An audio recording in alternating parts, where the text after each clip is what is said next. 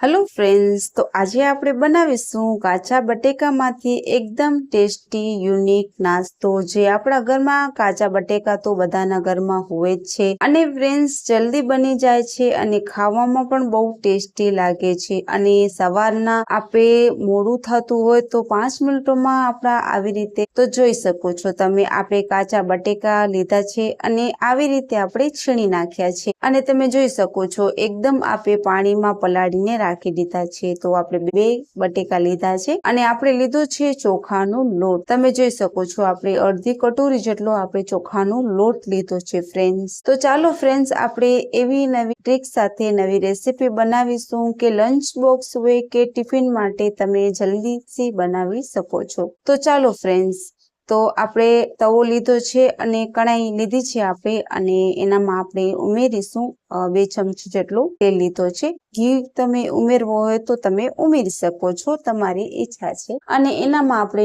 1 ચમચી જેટલો જીરો ઉમેરીશું આખો। 1 ચમચી જેટલી આપણે લઈશું અજમો, એનાથી સ્વાદ બહુ સારું આવે છે। 1 ચમચી જેટલો પીસેલા ધાણા ઉપયોગ કરીશું આપણે, એનાથી પણ શું છે ફ્રેન્ડ કે સારું ટેસ્ટ આવે છે। તો આપણે તેલમાં સાંતળી લઈશું આવી રીતે। તમે જોઈ શકો છો એકદમ ખાવામાં એટલા સોફ્ટ બહુ જ ટેસ્ટી બને છે। જો તમે એકવાર બનાવશો તમને ખૂબ જ સરસ લાગશે। તો આપણે આદુ મરચાંનું પેસ્ટ બનાવી છે અને આપણે જે મરચાં લીધા છે એ આપણે તીખા લીધા છે। તમારે જે પ્રમાણે તમે તીખાશ ખાતા હો એ પ્રમાણે તમે ઉમેરજો। તો જોઈ શકો છો હવે આપણે અડધી ચમચી જેટલી હળદર ઉમેરી છે અને આપણે હળદરને પણ સારી રીતે મિક્સ કરી લઈશું। કાંઈ ઝંઝટ નથી ફ્રેન્ડ્સ અને બહુ જલ્દી બની જાય છે। તો જોઈ શકો છો તમે। હવે એનામાં આપણે કાચા બટેકા જે આપણે પાણીમાં પલાળીને રાખ્યા હતા એ આપણે ઉમેરીશું, સારી રીતે મિક્સ કરીશું આપણે જે મસાલો બનાવ્યો છે એનામાં।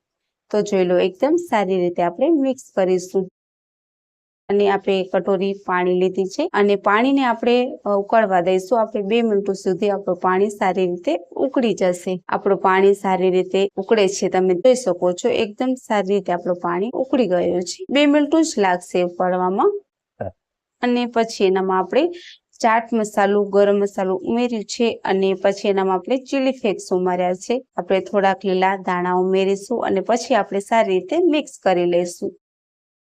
સ્વાદ અનુસાર મીઠું ઉમેરીશું આપણે। એકદમ સારી રીતે ઉકળી ગયો છે, જોઈ શકો છો તમે।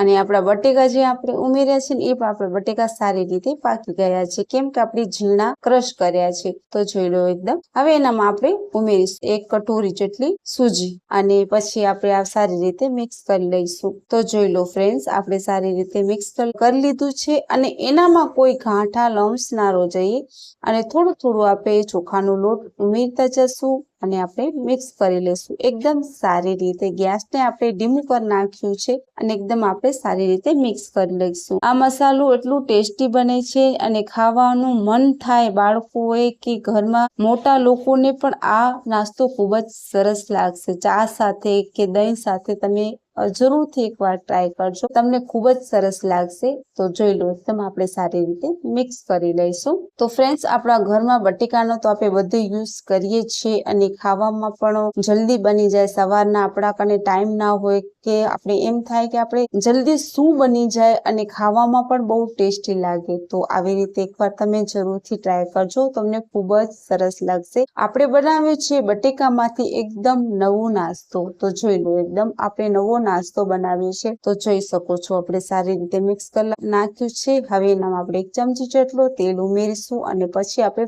ફરીથી મસળીશું। આપણે રોટલી માટે લોટ બાંધીએ છીએ ને એ જ આપણે મિક્સ કરવાનું છે। તો જોઈ શકો છો એકદમ આપણે સારી રીતે મિક્સ કરી નાખ્યું છે। તો હવે એને આપણે ઢાંકીને રાખી દઈશું। આપણે ઠંડુ કરવા માટે ઢાંકીને એને રાખી દઈશું ફક્ત આપણે 5 મિનિટ સુધી, જ્યાં સુધી થોડું પણ ઠંડુ થશે ત્યાં સુધી। તો જોઈ લો હવે કટોરું મોટું લઈ લીધું છે અને આપણે 5 મિનિટ થઈ ગઈ, એકદમ સારી રીતે ઠંડુ થઈ ગયું છે। પછી આપણે હાથોથી થોડું એને મસળી લઈશું। એકદમ ઠંડુ એટલે મીડિયમ સાઈડનું આપણે ઠંડુ છે, ઘણું બધું નથી। તો હવે એનામાં આપણે 1 ચમચી જેટલું તેલ ઉમેરીશું અને પછી આપણે ફરીથી મસળી લઈશું એને। ખરેખર ફ્રેન્ડ્સ તમે આવી રીતે બનાવશો તમારા ઘરમાં છોકરાઓ મોટા બધાને ખૂબ જ સરસ લાગશે. આ મારી ગેરંટી છે. એકવાર તમે જરૂરથી ટ્રાય કરજો અને પછી તમે કહેજો કે આ નાસ્તો કેટલો ટેસ્ટી અને સ્વાદિષ્ટ બને. તો જોઈ લો, હવે એના આપણે લુવા કાઢી નાખીશું. બિલકુલ આવી રીતના ગોલ ગોલ કરીશું. તમને જે પ્રમાણે જોઈએ મોટા નાના એ પ્રમાણે તમે લુવા કાઢી નાખશો. તો જોઈ લો, એકદમ આપણા લુવા સારી. હવે આપણે લઈશું પાટલું અને પાટલા ઉપર થેડીથી આપણે ગોલ કરીશું, દબાવીશું અને દબાવીને પછી એના ઉપર થોડુંક આપણે લોટ ઉમેરીશું, જે આપણે ચોખાનું જ લોટનું યુઝ કર્યું છે. તો જોઈ શકો છો તમે. હવે એને આપણે હળવે હળવે વેરી નાખીશું. થોડું થોડું આવી રીતના ફાટશે પણ સારી રીતે જ વેલાવશે, બિલકુલ એકદમ સારી રીતે. તો જોઈ શકો છો તમે. તો આવી રીતે આપણે વેલી નાખ્યું છે અને એકદમ આપણે મીડિયમ સાઈઝનું વેલું છે. નાનું મોટું તમારા ઉપર છે અને પતલું કે જાડું એ પણ તમારા ઉપર છે. મને આવી રીતના ગમે છે એટલે હું આવી રીતના બનાવ્યું છે. હવે આપણે ઢાંકણાની મદદથી ગોલ કરી નાખીશું. જો તમને એમ જ ભાવતા હોય તો તમે એમ પણ કરી શકો છો અને ગોલ તમને એમ થતું હોય કે આપણે ગોલ જોઈએ છે તો તમે ઢાંકણાની મદદથી આવી રીતે ગોલ કરી નાખી શકો છો. તો જો એકદમ સારી રીતે આપણે બાજુમાંથી જે લોટ નીકળ્યો છે એને આપણે કાઢી લઈશું અને એકદમ આપણું ગોલ થઈ ગયું છે. એકદમ તમે જોઈ શકો છો. તો જોતા જ મોઢામાં પાણી આવી જાય અને આ રેસીપી તમને ખૂબ જ સરસ લાગશે, એ મારી ગેરંટી છે. હું તમને કહું છું એટલે તમે એકવાર જરૂરથી ટ્રાય કરજો, તમને ખૂબ જ સરસ લાગશે. તો જોઈ લો, આપણે મીડિયમ સાઈઝની બનાવી છે અને એકદમ હવે આપણે તવાને ગરમ કરવા રાખીશું. તો જોઈ લો, આપણું તવું ગરમ થઈ ગયું છે. હવે એના ઉપર આપણે કાચા બટેકામાંથી બનાવ્યું છે નવો નાસ્તો, એ આપણે ઉમેરી નાખીશું. જોઈ શકો છો તમે. એકદમ સારી રીતે આપણે એક બાજુ શેકી લઈશું, પછી આપણે બીજી બાજુ પલટાવીશું. તો જોઈ લો, હવે આપણે બીજી બાજુ પલટાવી નાખીશું ફ્રેન્ડ્સ. તો ગેસને આપણે ધીમું કર્યું છે, ફૂલ નથી કર્યું.